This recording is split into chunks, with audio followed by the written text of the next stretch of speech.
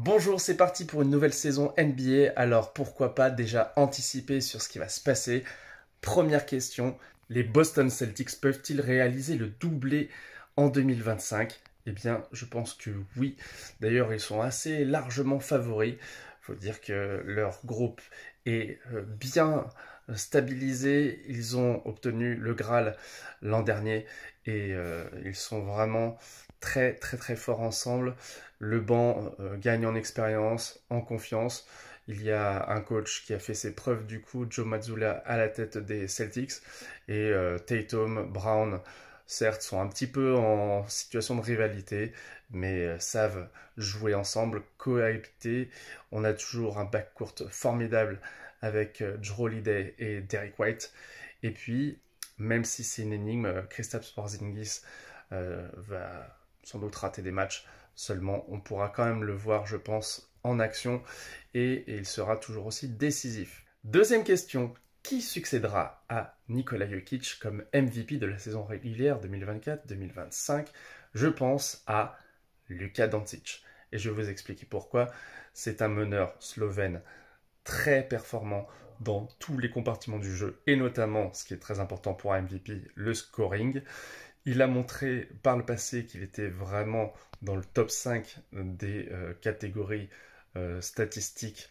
Et vraiment, c'est un joueur qui est décisif aussi et spectaculaire, spécial. Donc ça, c'est quand même aussi un critère important. Et puis les Dallas Mavericks se sont bien renforcés puisque cette année, ils ont recruté Klay Thompson et d'autres joueurs de complément qui vont permettre aux Mavericks, je pense, d'être très performants. C'est ce qui manquait les années précédentes, à mon avis, à Luka pour être MVP. Troisième question, qui sera le MIP, le Most Improved Player, autrement dit le joueur qui aura le plus progressé en 2024-2025? Eh bien, je pense à un Français. Guerschon Yabusele a été signé par les Sixers, mais ça fait longtemps qu'il n'a pas joué en NBA. Il a fait quelques matchs en tournant à 2 points lorsqu'il était à Boston. À mon avis, à Philadelphie, il a moyen de franchir les 10-12 points faciles, vu son rôle qui va être, à mon avis, important. Du coup, je vois notre Guerschon national tout cassé pour son retour en NBA, avec beaucoup plus de maturité, de force physique, d'expérience et de grinta. Il a lui-même presque payé sa place en NBA en espérant décrocher un gros contrat, et à mon avis, cette saison le montrera.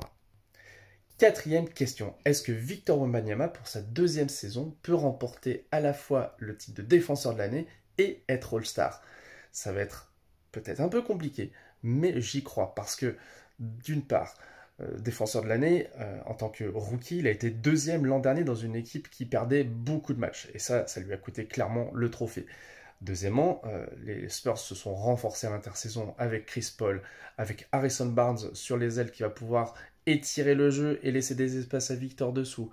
Et puis Stephen Castle, un jeune rookie très prometteur qui va rendre service à cette équipe, sans compter que le reste de l'effectif gagne en expérience. Victor Wembanyama va être brillant, encore plus peut-être que l'an dernier, parce qu'il va peut-être un peu plus jouer également. Il revient d'une campagne couronnée par une médaille d'argent à Paris. Donc, je pense qu'il va nous faire une très belle saison. Et tout à fait, il est capable de remporter ces 2 honneurs en NBA. Cinquième question, comment vont se débrouiller les Français en NBA cette année? Ils sont une douzaine sur la ligne de départ. Ça va de la méga star Victor Wembanyama au two-way contract Armel Traoré aux Lakers qui va devoir faire sa place. On a également 3 jeunes recrues très intéressantes. Le numéro 1 de la draft, Zachary Zaché aux Hawks, Alex Sarr à Washington, Tidjane Salin à Charlotte, mais également des anciens comme Guerschon Yabusele qui revient, Nico Batum qui va terminer sa carrière tout doucement à Los Angeles aux Clippers, et puis on peut avoir aussi quelques progressions intéressantes du côté de Portland, Ryan Rupert, à OKC, Ousmane Dieng, et puis aussi d'autres draftés comme Pacom Dadier à New York qui peuvent faire leur place, pourquoi pas. Sixième question, qui sera le 6e homme de l'année en NBA? Après Naz Reid de Minnesota, ça pourrait être Malik Monk qui a échappé de peu à ce trophée l'an dernier. Un joueur très spectaculaire, polyvalent, capable de scorer, de distribuer le jeu. Il a re-signé avec Sacramento. Il faudra quand même que son équipe fournisse de bons résultats dans une conférence Ouest assez concurrentielle, mais il a tout à fait les moyens d'attirer les flashs, l'attention et de faire des super stats. Donc moi je mise perso sur Malik Monk, mais vous pouvez me donner votre favori aussi en commentaire pour The Sixth Man of the Year. Septième question, quel joueur médaillé d'or va le plus briller cette année après avoir remporté donc une belle médaille à Paris? Ça sera à mon avis Anthony Edwards des Minnesota Timberwolves qui va se distinguer le plus. Certes, il y a LeBron James, Steph Curry, Kevin Durant qui ont drivé l'équipe jusqu'à la victoire finale, mais en NBA, en saison régulière en tout cas, je pense que Ant-Man peut prendre le dessus par rapport à ces trois légendes. Il va être déjà dans une équipe qui sera beaucoup plus solide et qui paraît bien mieux armée pour gagner. En tout cas, plus de matchs que ses concurrents. Et puis, on sait qu'il est de plus en plus dans le top 10 de la NBA, voire de plus en plus dans la conversation pour le MVP. Donc, attention à Ant-Man cette année. Huitième question, quelle équipe va le plus chuter cette année par rapport au classement de l'année dernière? C'était Toronto qui avait connu un -16 assez difficile en termes de victoire l'année dernière. Et là, je pense que Brooklyn est très bien parti pour finir dernier de la conférence Est, en sachant que l'an dernier, ce n'était pas très brillant non plus, mais en ayant perdu Mikal Bridges, en ayant finalement peu compensé cette absence-là, pourtant un joueur assez important à leurs yeux, bah, c'est très très compliqué d'imaginer que ça va bien se passer, même si on a des joueurs comme Dennis Schroeder, Cam Thomas qui peuvent marquer beaucoup de points, Ben Simmons qui peut-être fera un retour fracassant, mais la plupart des prévisions qu'on peut faire, c'est que Brooklyn va chuter et va tanker, on va dire, pour essayer d'avoir le meilleur choix à la draft prochaine. Neuvième question, quelle est l'équipe la plus revancharde en NBA cette année? Eh bien, je pense à Memphis. Même si beaucoup d'autres équipes pourraient se dire qu'elles ont de la grinta, je pense que les Grizzlies, entre les blessures, les absences, notamment de Ja Morant, mais aussi de Marcus Smart l'an dernier, n'ont pas pu du tout libérer leur potentiel.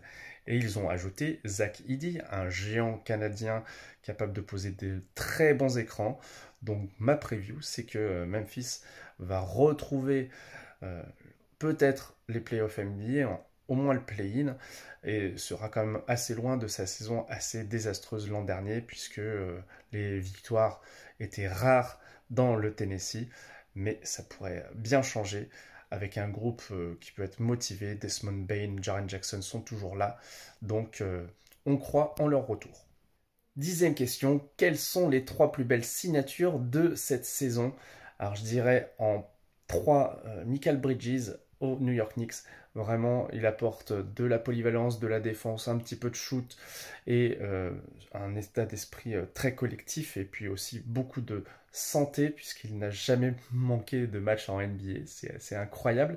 En numéro 2, je dirais l'arrivée de Paul George à Philadelphie. Attention à la santé, mais si ça clique en termes de physique, eh bien, ça sera vraiment très très intéressant aux côtés de Joel Embiid et de Tyrese Maxey notamment. Et puis la première signature, bah, c'est Karl Anthony Towns à New York. Un pivot, il en fallait un. En plus, Mitchell Robinson s'est encore blessé. Donc, Kat va pouvoir, je pense, bien s'exprimer dans un contexte new-yorkais. Je n'ai sélectionné que 10 questions, mais bien sûr, vous en avez peut-être en commentaire. Peut-être que je ferai une version 2. Si vous avez des suggestions, avec plaisir, j'y répondrai. Et très bonne saison, quelle que soit votre équipe préférée. Vive le basket, vive la NBA. Et puis pensez de soutenir le Seigneur des Arceaux en vous abonnant, en faisant connaître la chaîne et en likant les vidéos. Merci et à bientôt.